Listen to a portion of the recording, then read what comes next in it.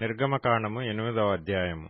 యెహోవా ఏటిని కొట్టి 7 దినములైన తరువాత యెహోవా మోషేతో ఇట్లనెను, నీవు ఫరో యొద్దకు వెళ్లి అతనితో, నన్ను సేవించుటకు నా జనులను పోనిమ్ము. నీవు వారిని పోనీయ నొల్లని ఎడల, ఇదిగో నేను నీ పొలిమేరలన్నిటినీ కప్పల చేత బాధించెదను. ఏటిలో కప్పలు విస్తారముగా పుట్టును. అవి నీ ఇంట, నీ పడక గదిలోనికి, నీ మంచము మీదికి, నీ సేవకుల ఇండ్లలోనికి, నీ జనుల మీదికి, నీ పొయ్యిలలోనికి, నీ పిండి పిసుకు తొట్లలోనికి ఎక్కి వచ్చును. ఆ కప్పలు నీ మీదికి, నీ జనుల మీదికి, నీ సేవకులందరి మీదికి వచ్చునని యెహోవా సెలవిచ్చుచున్నాడని చెప్పుమనెను.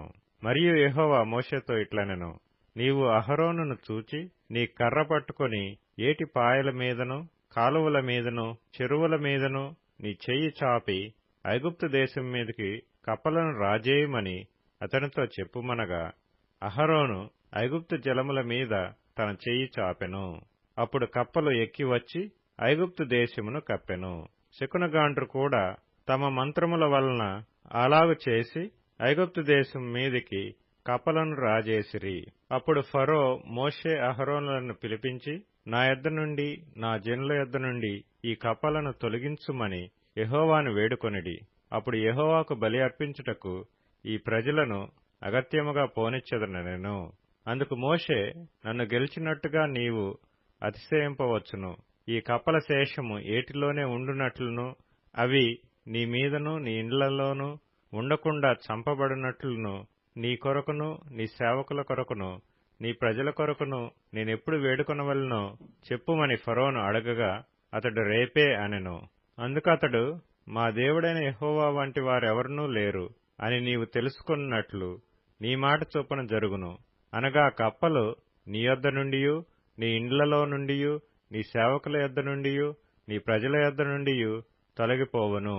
అవి ఏటిలోనే ఉండుననెను. మోషే అహరోనులు ఫరో యొద్ద నుండి బయలు వెళ్లినప్పుడు యెహోవా ఫరో మీదికి రాజేసిన కప్పల విషయములో మోషే అతని కొరకు మొర్రపెట్టగా, యెహోవా మోషే మాట చొప్పున చేసెను. గనుక ఇండ్లలోనేమి, వెలుపలనేమి, పొలములలోనేమి కప్పలు ఉండకుండా చచ్చిపోయెను. జనులు వాటిని కుప్పలుగా వేసినప్పుడు భూమి కంపుకొట్టెను. ఫరో ఉపశమనము కలుగుట చూచి యెహోవా సెలవిచ్చినట్టు తన హృదయమును కఠినపరుచుకుని వారి మాట వినకపోయెను. అందుకు యెహోవా మోషేతో, నీవు నీ కర్ర చాపి ఈ దేశపు ధూళిని కొట్టుము. అది ఐగుప్తు దేశమందంతటను పేలగునని అహరోనుతో చెప్పుమనగా, వారు అట్లు చేసిరి. అహరోను తన కర్రను పట్టుకుని చెయ్యి చాపి ఆ దేశపు ధూళిని కొట్టినప్పుడు పేలు మనుషుల మీదను జంతువుల మీదను ఉండెను. ఐగుప్తు దేశమందంతటను ఆ దేశపు ధూళి అంతయు పేలాయెను. శకునగాండ్రు కూడా పేలను పుట్టించవలనని తమ మంత్రముల చేత అట్లు చేసిరి కాని అది వారి వలన కాకపోయెను. పేలు మనుషుల మీదను జంతువుల మీదను ఉండగా శకునగాండ్రు, ఇది దైవశక్తి అని ఫరోతో చెప్పిరి.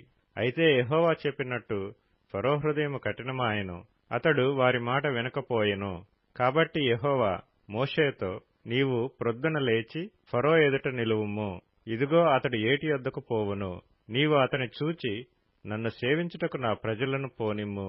నీవు నా ప్రజలను పోనీయని ఎడల, చూడుము, నేను నీ మీదికిని, నీ సేవకుల మీదికిని, నీ ప్రజల మీదికిని, నీ ఇండ్లలోనికి ఈగల గుంపులను పంపెదను. ఐగుప్తీయుల ఇండ్లను వారున్న ప్రదేశమును ఈగల గుంపులతో నిండియుండును.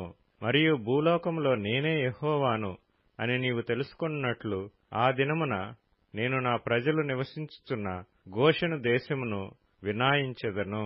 అక్కడ ఈగల గుంపులుండవు. నా ప్రజలను నీ ప్రజల నుండి ప్రత్యేకపరిచెదను.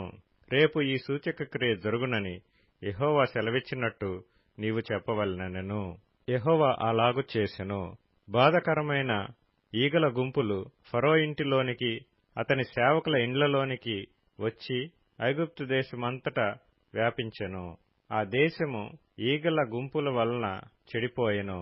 అప్పుడు ఫరో మోషే అహరోనులను పిలిపించి, మీరు వెళ్లి ఈ దేశములో మీ దేవునికి బలి అర్పించుడని వారితో చెప్పగా, మోషే, అట్లు చేయతగదు. మా దేవుడైన యెహోవాకు మేము అర్పించవలసిన బలి ఐగుప్తీయులకు హేయము. ఇదిగో మేము ఐగుప్తీయులకు హేయమైన బలిని వారి కన్నుల ఎదుట అర్పించిన ఎడల వారు మమ్ము రాళ్లతో కొట్టి చంపుదురు కదా. మేము అరణ్యములోనికి 3 దినముల ప్రయాణమంత దూరము పోయి మా దేవుడైన యెహోవా మాకు సెలవిచ్చినట్లు ఆయనకు బలి నర్పించుదుమని అనెను.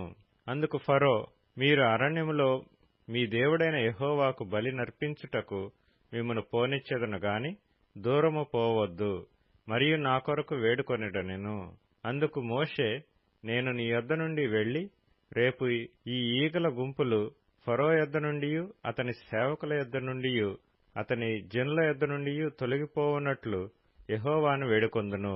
గాని యెహోవాకు బలి అర్పించుటకు ఫరో జనులను పోనీయక ఇకను వంచన చేయకూడదని చెప్పి ఫరో యొద్ద నుండి బయలువెళ్లి యెహోవాను వేడుకొనెను. యెహోవా మోషే మాట చొప్పున చేయగా ఈగల గుంపులు ఫరో యొద్ద నుండియు అతని సేవకుల యొద్ద నుండియు అతని ప్రజల యొద్ద నుండియు తొలగిపోయెను, ఒక్కటి అయినను నిలవలేదు. అయితే ఫరో ఆ సమయము కూడా తన హృదయమును కఠినపరుచుకొని జనులను పోనీయడాయెను.